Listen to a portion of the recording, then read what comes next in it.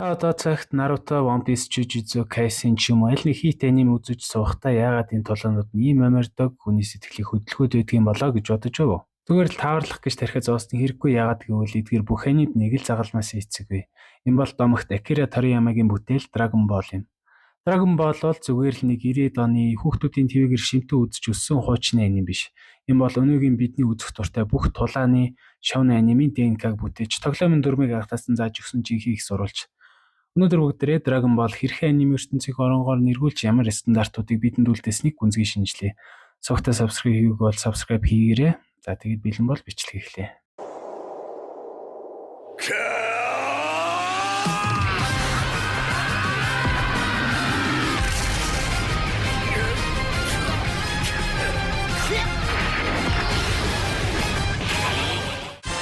Эхний бөгөөд хамгийн том стандарт хүчний шатлсан өсөлт ба бүрэн хувирлт. Dragon Ball-ос өмнө тулаант манганууд гол дүрүүд яадаг байсан бэ? Яг нь шин техник сурна эсвэл арай чанга цогтөг болно. Гэхдээ дэд хизээч бие физиолог сэтгэл зүгээрээ төсөөр төвшөнд очиж хуурдаггүй. Гэтэл намайг гариг дээр Goku багийн анд Krillin-гээ алдаад уур хилэндээ шатан зүгэрсэн болдог. Тэр нэгэн акшн анимын түүхийг бүхэлд нь өөрчилсөн.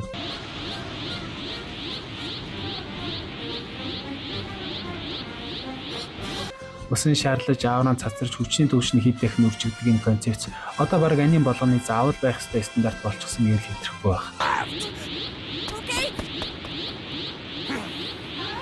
Бодоод үстэй Naruto-гийн 9 сүлт ба Синийн горын Bleach Ichigo-гийн Bankai ба Hollow хурал One Piece-ийн Luffy-гийн Gear 2-оос эхлээд Gear 5 хүртэлх бүх шатлал. Энэ бүхэн ч үнэндээ Dragon Ball-ын гаргаж өгсөн зам дээр л явж байгаа үг залгамжлууд шүү дээ.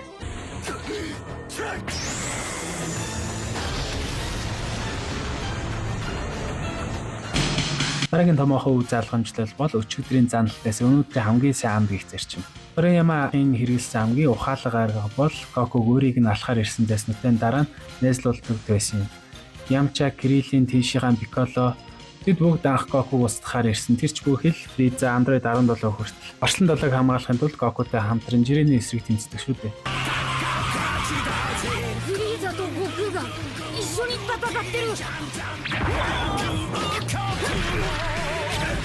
Мэдээж үүний хамгийн тод төгс жишээ бол Vegeta. Vegeta-гийн характер хөгжил буюу би чамайг ална гэх хата жүтөнөөс эхлээд чи үнэхээр номер 1 гих бишрэл цаашлаа дэлхийн төлөө өөрийгөө золиослох хүртэлх замнал нь анимын түүхэнд rival буюу Atata анд стандарт загвар болсон. Одоо энэ анимуудыг харахад Naruto, Sasuke, Asta, Yuna эсвэл Deku, Bakugo нарын харилцаа яг энэ формула дээр л болсон. Dragon Ball бидэнд илүү агуу өрсөлдөгч гэдэг бол баатрыг хязгаараас нь давж гол хөдөлгөр гэдгийг ойлгуулж өгсөн. For what? I should be thanking you, Kakarot. Nah, what do you mean? I loved every minute. Goodbye, my friend.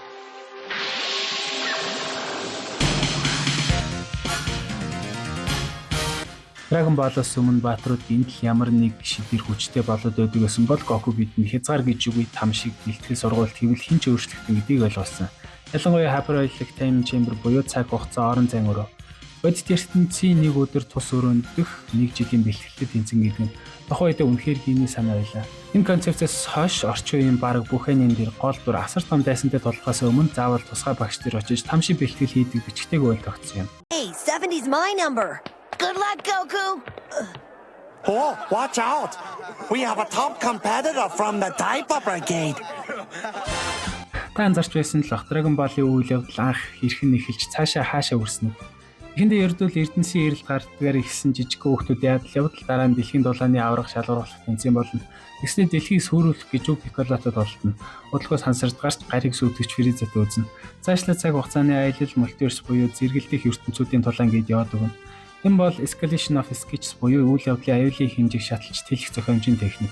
Фреймах үзэгчд ийм асар том дайсныг ялчглаа. Одоо дахиад юу ирэх бол гэх хүлээлтүүдийг байнга усгэж чаддаг байв. Өнөөдрийн Bleach, Jujutsu Kaisen гэх анимууд тулааны масштабыг хэрхэн томруулж байгааг харахад энэ л тактиктод харагдана.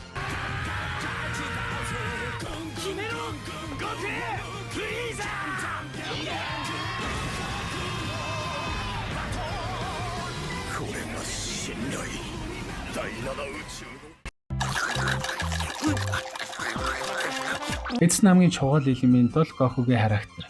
Goku бол ген ухаантай эсвэл нарийн стратегч дүр биш. Тэр хоолнд дуртай гинэн заримдаа хэтэрхий цайлган тэнэгдүүч гэх юм уу Дулааны талбарт харин сууд тактикч асар уужил сэтгэлтэй нэгэн болж урддаг. Түүний цорын гац зорилго бол дэлхийг аврах супер баатар болохоос илүүтэйгээр ердөө л өөрийнхөө хязгаарыг давах байдаг. Энэ хөө гин нь хоолнд асар дуртай нөхөрлөлийг дээдэлдэгч тулааны үед туйлын хүчтэй болдог гол дүрийн загварыг Люфи Нацу Наруто нар шууд өвлөн авсан байдаг.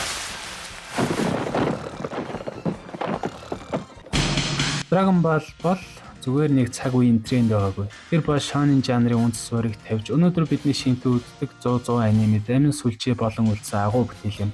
Тэр Dragon Ball байгаагүй бол өнөөдрийн анime ертөнц ямар байх ёсныг төсөөлөхөд бэрхлээ. Таны бодлоор Dragon Ball-ын хамгийн шилдэг үр залгамжлал нь юу вэ? Танд аль хувирал эсвэл аль арк нь хамгийн шилдэг санагддаг вэ? Тэтгэл хийсгэж саналаа үлдээгээрэй. Бичлэг таалагдсан бол лайк, тарц, цогтой subscribe хийх юм артаа. Дараагийн бичлэгээр иргэн уулзъя. Баяртай.